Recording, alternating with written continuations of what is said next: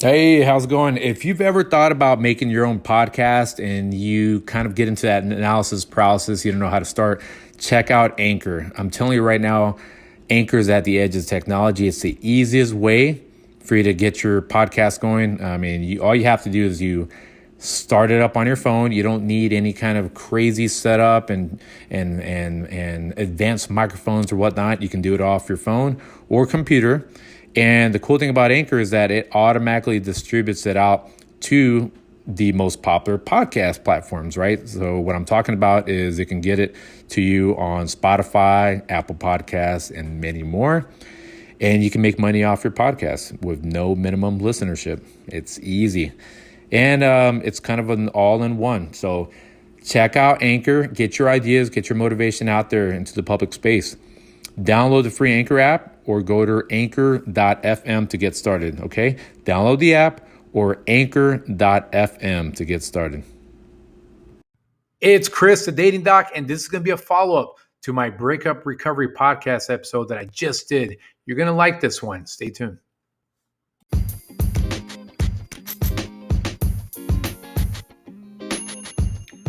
So I do want to apologize or excuse, maybe excuse is a better word than apologize, because why apologize for being authentic? And that's really what the basis of this follow-up episode is going to be on Breakup Part 2.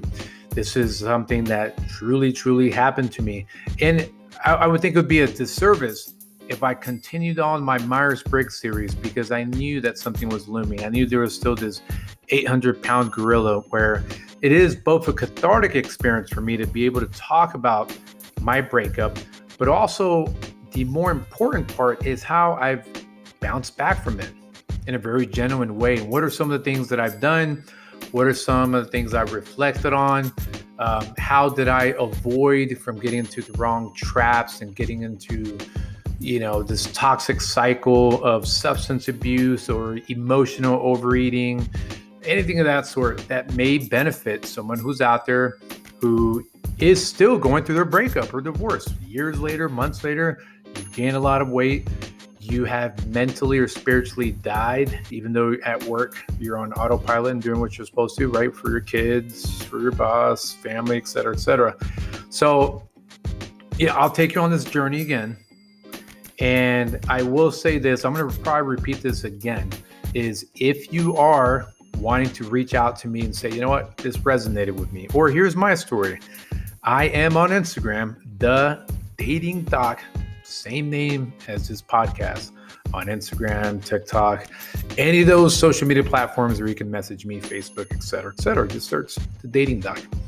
Why is this important? Because at times I feel like I'm just jibber-jabbing alone. I can see all the analytics. I can see who's watching me. And I'm like, man, who's out there? Who's out there listening? I'm speaking, but who's on the other side listening? So without further ado, I'm going to go into this next section here on the podcast, and hopefully you will enjoy what I got for you on this podcast episode. This is Dating Doc. Stay tuned.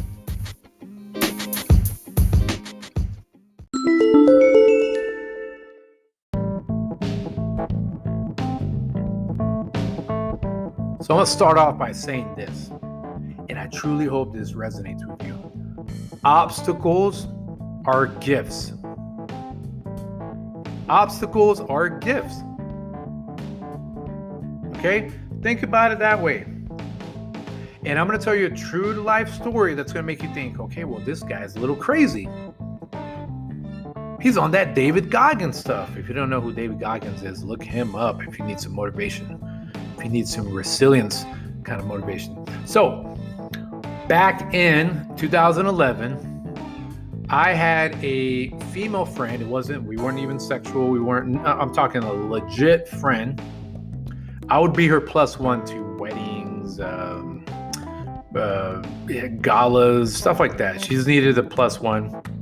And I was low threat, right? I wasn't trying to get up on her. Found her attractive, but it wasn't one of these, man, okay, let's see what, I wasn't giving her that giving energy, right? Which can sometimes be too heavy. Instead, I said, cool, let's do our thing. Let's, we'll go out. I'll be your plus one. Maybe I'll find a woman out at that thing, and I already got my wing woman, right? That was kind of the attitude. And again, 2011, man, 10 years, imagine that. And we met on Match. We actually met on Match, and I just thought she was a real cool chick, would do her thing. And thing was not physical. I got into a bad car accident, ironically, after I was on a date with this hot Polish woman from Match. Match was my thing back then. That was right before Tinder, Instagram, and the algorithm apocalypse, but that's a whole nother subject. And I got into a bad car accident that night. I'm talking about this knucklehead decided to run 2 red lights with his buddy in his BMW and smacked into my Infiniti QX4. Luckily, I had an SUV, and luckily, his car T-boned in between the front and back seat. If it would have been a head-on, I wouldn't be here talking to you right now, and I mean that. I'm not trying to say that it's some motivational little subtitled motivational video go cast. No, I definitely would not be here with you.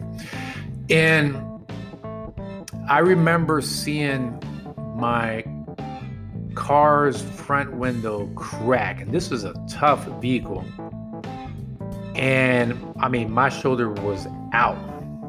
I ended up getting a slap tear. I crawled out of the other side because I was worried it was gonna be like the movies. The car was gonna blow up, right? If it compromised the gas tank. And I mean, I was practically crawling to the sidewalk. I lost my breath. You know, it was like hyperventilation. You know, this deep breathing, trying to catch my breath. And meanwhile, the drunken knucklehead is getting out of his car and looking at his front bumper. No care. Actually, the passenger side, his buddy came over and checked on me. But the other knucklehead, the guy behind the wheel, just, you know, he was more worried about his car. Fast forward, a couple weeks later, I didn't want anyone to visit me. I was tore up. I was on all kinds of painkillers. It was hard for me to get up off bed because I had 2 broken ribs. And these were the back ribs. So laying down sucked. And I had front chest trauma. So it almost felt like when I got up, my organs adjusted to me standing up, and it would hurt. Horrible pain. I don't want anyone to visit me because I was too prideful. And I had my friend who I met on Match, right? My little non-physical friend. She came by and demanded she bring some barbecue. We got a place called Bill Miller. Shout out to Bill Miller in San Antonio. Makes some pretty good barbecue. I'm not going to say it's the best, but it gets the job done. She came by with that barbecue, and I thought it was amazing. Amazing. Okay, you want to talk about love language for someone that I really didn't even, wasn't even on that level. And she brought barbecue when I told everyone else I don't want them visiting me. I said, man, this is pretty good. But it's going to get better. You're not going to believe what happens next. Stay tuned.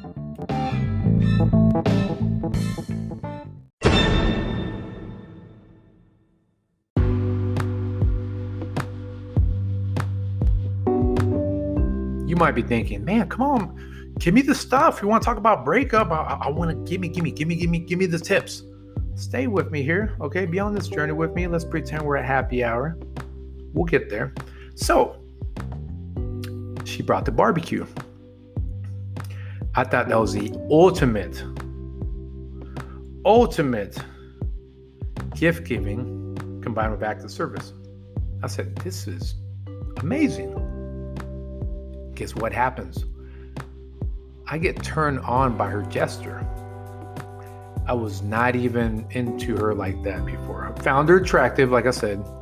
Now, albeit I was on some painkillers legal drugs, if you want to call it that. And I was turned on by the gesture. I was also turned on because I really wasn't doing much to myself, if you know what I mean, because I was feeling all bruised up. So we did our thing. And I'm not talking about playing checkers or Connect Four. We did our thing. We connected, but it wasn't no red and blue pieces. Red and black pieces. What am I talking about? Oh, wait. No, red and blue pieces for Connect 4. Checkers, red and black. I stand corrected. Did her thing. And drum roll. She's the reason I have a daughter now. But this is where it gets good, right? When you talk about obstacle is a gift. The second she told me she was pregnant, she was crying, sobbing, came to my apartment. She couldn't believe it. And she says, hey, we got to go to a clinic. We got to get tested. And, I got to make sure this is certain. I kid you not. As a way for me to try to disarm her, I said, I'm pretty hungry. I'm pretty sure you're pregnant. Let's just go to Whataburger, which is another San Antonio institution. Shout out to Whataburger. I'm not getting any kind of sponsorship money from this, by the way. And needless to say, we go to one of those urgent care clinics, and the doctor even said, more likely if you missed your period, you're pregnant, but we can do a test anyway. I was so chilled out. I did not see it as an obstacle. I was so at peace with the fact I was going to be a father. I was totally at peace. There was no panic. My only panic was me mathematically trying to figure out when my apartment lease is done so I can become a father. My first priority was becoming a man for her and being a father. It wasn't, hey, I'm going to become her husband. Oh my gosh, this is the one. Which is a whole nother topic, right? These forced marriages based on pregnancy, religion, family, et cetera. That's a whole nother topic. I got my own views on that. But I knew as a man, I needed to step up. Automatically, it was no pressure. I was at peace with it. I liked the fact that I was going to have a little munchkin, if you want to call it that. But again, obstacle is a gift. I saw that where some people, especially men, quote unquote men, right? Because there's some boys that are still busy, scratching their balls, playing Call of Duty, and then the second they find out they're going to be a dad, they're like, oh my gosh, does that mean I have to sell my Xbox and quit being a 15-year-old trapped in a 28-year-old body? No, it means you need to just man the heck up, right? So, but I was totally at peace with it, and I didn't see that obstacle as a challenge in a negative light. I saw it as cool. Got something new plot for this Netflix show called My Life. And I was really, really fine with it. And how does this all make sense to my recent breakup? The topic of this podcast episode, the subtopic is obstacle is a gift. This breakup here, I knew that I was going to level up the second it happened. If you want to find out all the funny details about the breakup, I recommend you listen to the podcast episode right before this one. Funny stuff, deals with Epsom salt and sticking up before a point of contact. Funny stuff. But, that happened a couple weeks ago. And I was bummed about it, okay? The first week, there was this euphoria of excitement. And then there was a lull.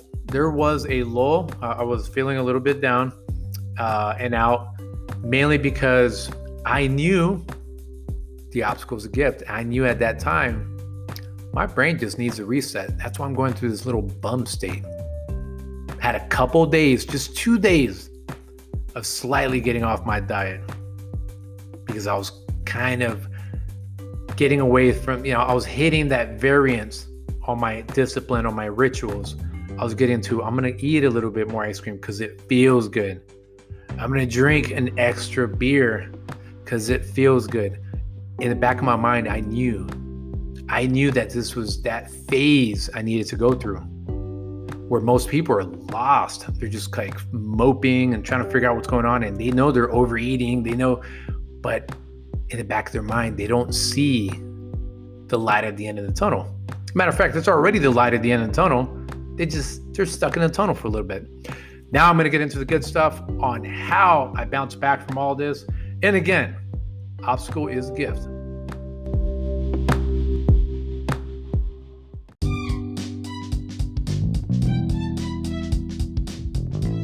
First off, I'm going to start off with something that I may have not included in the last podcast episode as part of the 3 pillars.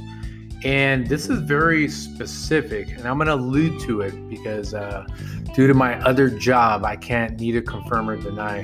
But I do recommend a certain new, I wouldn't say new, but very popularized oil. It is legal to buy. 3 letters make up the acronym of this.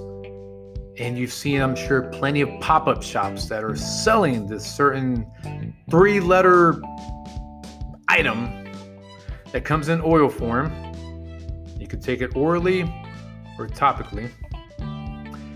And I will tell you this. When you want to talk about resetting your cortisol levels and your anxiety, this is godsend. Okay? And unfortunately, there is a lot of there's a stigma placed on this item. I'm sure you probably know what I'm getting at. You can again reach out to me on Instagram, TheDatingDoc, or any messaging social media messaging platform, and maybe it's trivia. You can tell me what it is, right? You can tell me, hey, I know exactly what you're talking about. That really did reset the fight or flight response, and actually say fight and flight because both were happening around the same time. I feel the jitters of, oh, I'm broken up. And then I feel the escape through the eating, through slight, 1 extra beer bottle that I shouldn't have drank. That will reset your fight or flight, or fight and flight if you want to look at it that way. I do recommend it. Remove the stigmas. Okay, there's some unnatural stuff that's legal, processed foods, fast food, cigarettes. This is legal as well, but yet there's a stigma because of the industry that I work in when I'm not busy being the dating doc, and which is unfair. But I do recommend that.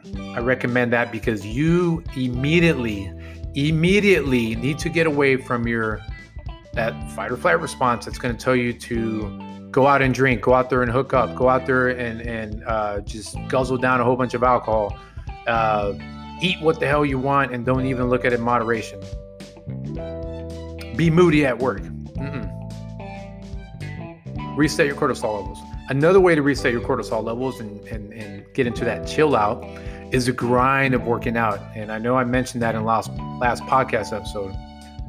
You have to be able to tell yourself, okay, I'm done with my 3rd quarter workout. I got to be able to go into the 4th quarter and overtime. What does that mean? That means you have to do a workout where you're not just sitting on a stationary bike or you're walking on a treadmill and playing on your phone. No, you have to do a workout that exerts you, that gets rid of that that dirt, that mud from the breakup. If you're just going in there and taking some squat photos and going through the motions at the gym, you're wasting your time. This needs to be a breakup workout, not one of these revenge, I lost 10, 20 pounds, look at me now. No, you need to go out there and you need to make a diamond out of coal. Go out there, kill your ego, kill your worries, kill the past memories, and give birth to the future. Sounds very cliche, I know, but you have to treat the workout that way. Don't be this bozo that says, oh, look at all this weight I lost. He or she's going to miss me now. So what were you doing during the relationship? Why weren't you taking care of yourself? What's your excuse? Oh, they were mentally abusive. It's your own body. But going back to the subject at hand, work out to where it is, you are outworking the grind. You are getting past the simple workout. You're now like, you know what? I am testing myself. On top of the confidence boost, you're lowering your cortisol levels. So now you're like, okay, I'm feeling kind of good here. You can mix in yoga, you can mix in cardio, weights, but you have to go into that zone. Continuously go into that zone. That's where some of these questions are answered. What did I do wrong? Am I still worthy as a person? The second you feel yourself going to the zone and you keep challenging yourself, you are more than enough. You are more than enough for dating, for a man, for a woman. You're now leveling up in a very non-egotistical way. It's beautiful. Same thing with meditation. Meditation, you can easily go into that zone without having to do the workout. I recommend finding Hertz, Hertz, different meditation Hertz sounds that resonate with you. And those will help. Trust me on that. They will help. And the last thing is just being out and about. I went out on Memorial Day, which was days after my breakup. I was really down in the dumps because I was thinking about soldiers that have passed, that have given that ultimate sacrifice. Some of them are my mentors that are no longer with us. So I went through the breakup. I went through the Memorial Day slum, mental slum. And I went out to a bar just to get out, just to be out and about in social energy, frequencies, vibrations, feeling that social energy, even as a natural introvert. And I met up with a cool Marine, had some drinks. Next thing you know, one of the regulars shows up and, here we are fist bumping and talking about life and had a great time. I did not expect that at all. And that's the beauty of life. Obstacle is a gift. Or if you want to go plural, obstacles are gifts. Went in there thinking, okay, man, I got to get ready. I got to get out the house. I really don't want to, but I know I need this. And next thing I end up making some cool friends. And, the cute bartender there, she was hooking it up for us and generally chatting it up. Even after we paid the tip, she was just real cool about it. So nice personality there. Hopefully that helps. And I'll tell you what, this is a journey for me. Not all masters are perfect. Just because I'm a dating coach, dating expert, dating guru, whatever you want to tag me as. I practice what I preach. Vulnerability. And also being able to tell you what's going on.